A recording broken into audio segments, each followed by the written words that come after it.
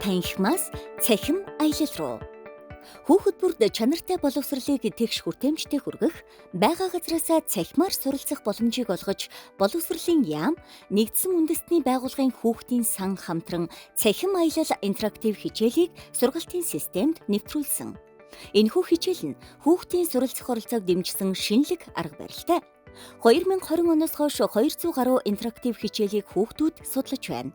Хүүхдүүдийн үзэх дуртай дүр, анимашн, график, дуу болон дүрстэй контентоор дамжуулан сурагчдын хичээлийн оролцоог нэмэгдүүлсэн. Интерактив хичээлд хүүхэд өөрөө оролцож, тоглож, дасгалаа хийдгээрээ онцлогтой. Ялангуяа тухайн хичээлийг ойлгох, цаашид илүү гүнзгийрүүлэн судлах сэдлийг хүүхдүүдэд өгч байгааг багш сурган хүмүүжүүлэгчид онцолж байна.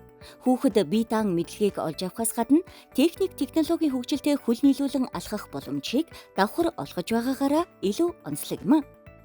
Хүүхдийн тоглох хэрэгцээгээр дамжуулан боловсрол олгохоор бүтээгдсэн эдгээр хичээлүүдийг хүүхдийнхээ суралцах үйлийг дэмжиж хамтдаа хийгээрэй.